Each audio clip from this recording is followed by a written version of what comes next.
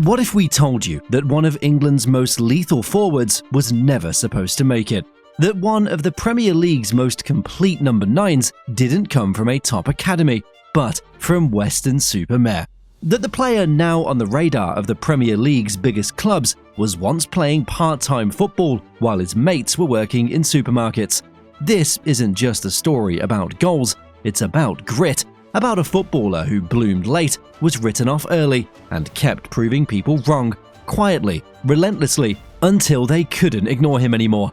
Ollie Watkins doesn't scream for attention, he doesn't trend on Twitter for wild quotes or outlandish tricks, but when you really watch him, the movement, the work rate, the finishing, you realize he might just be the most underappreciated striker in English football.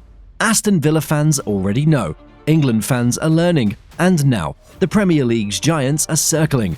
This is the story of a late bloomer, a forward built from setbacks, and a man who could soon lead the line for any team chasing glory at the very top. Before the Premier League goals, before the England call-ups, before the transfer rumours, there was Weston-super-Mare. Not exactly the place you expect to find a future international striker, but that's where 19-year-old Ollie Watkins found himself on loan from Exeter City, playing against part-time defenders in front of a few hundred fans. No headlines, no cameras, just mud, cold, and the kind of football that teaches you how to survive. At Exeter, Watkins wasn't a prodigy. In fact, some coaches weren't even sure what position he was. Too skinny to be a number 9, too raw to be a winger. He played on the left, sometimes as a 10, and yet he kept scoring. Eventually, they tried him up front. That's when everything changed. He bulked up, learned the hard yards, and by the time Brentford came calling, Watkins had turned himself into a forward with edge and a point to prove. And this is just getting started. We're about to hit the Villa years, the England redemption, and the moment that might change his life. But first, if you believe stories like this deserve to be told, tap like, hit subscribe, and stick with us. When Brentford signed Ollie Watkins, they didn't just buy a winger, they bought a project. At first, he drifted wide, cutting in off the left, doing the dirty work. But behind the scenes, something was shifting. His finishing was improving, his physique was changing, and after Niall Maupay left in 2019, Brentford made a bold decision. They moved Ollie Watkins to centre forward, permanently. The result? A monster season. 25 in the league, 26 in all competitions, the kind of numbers that get Premier League clubs nervous. Fast. Because Watkins wasn't just scoring, he was evolving. He pressed like a madman, held the ball up, made selfless runs. Suddenly, he wasn't just a converted winger, he was the most complete striker outside the top flight. But here's the twist, Brentford made the playoffs that year and lost. They got promoted the next season without him. Because, by then, Aston Villa had already made their move. £28 million for a championship striker. Some said it was a risk, but for Watkins, it was just the next level of proving people wrong. And what came next? Nobody, not even Villa fans, saw that coming. £28 million. That's what it took for Aston Villa to sign a striker from the Championship.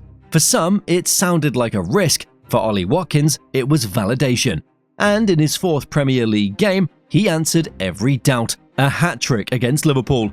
Villa didn't just beat the champions, they humiliated them. And Watkins, he looked like he'd been here for years. What followed wasn't flashy, it wasn't headline chasing, but it was something far rarer: consistency. Season after season, Watkins delivered. Double-digit goals, tireless pressing, selfless movement. Managers came and went, Smith, Gerrard, Emery, but Watkins stayed constant.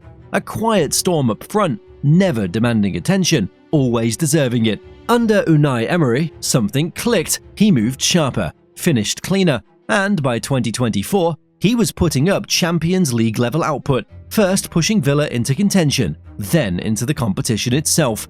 But somehow, the spotlight missed him. No fuss, no noise, just goals. While others were celebrated for flicks and flair, Watkins was doing the hard yards, and yet he still had more to prove. because his next chapter wouldn't be about club form, it would be about a moment for his country. For years, Ollie Watkins hovered on the edge of the England squad.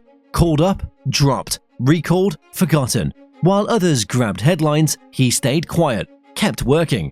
He missed out on the 2022 World Cup, watched from home as others wore the shirt, and still, he didn't complain, didn't post, didn't sulk. He just kept scoring. By 2024, Gareth Southgate couldn't ignore him.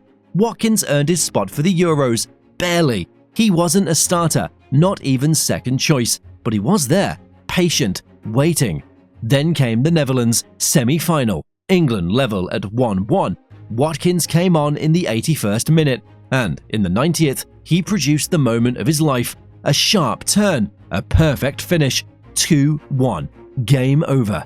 Watkins ran to the corner flag, fists clenched, face lit up with disbelief.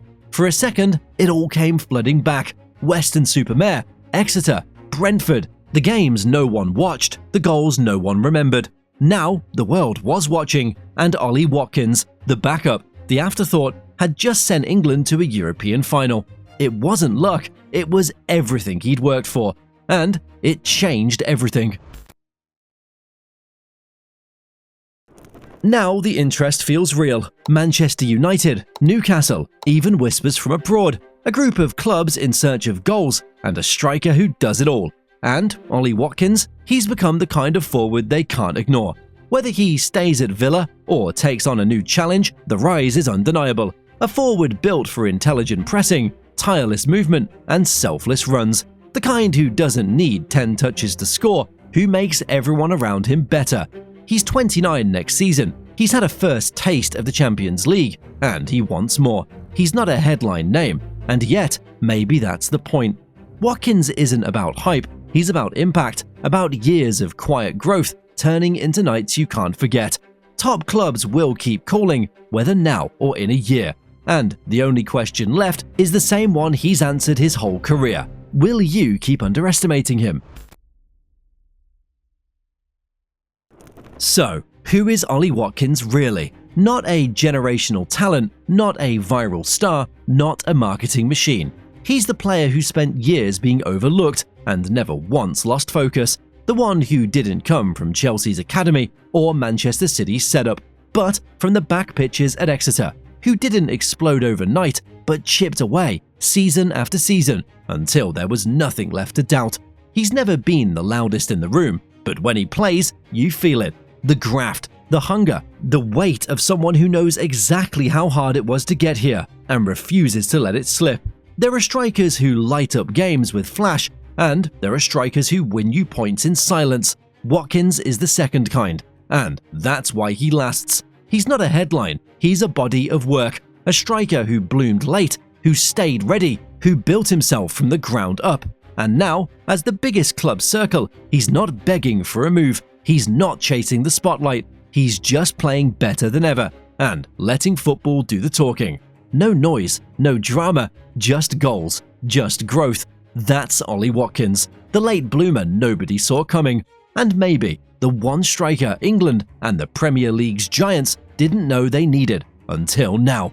If you enjoyed this story, hit like, subscribe, and let us know in the comments who you want us to cover next. Because football's not just about the stars we expect, it's about the ones we almost missed.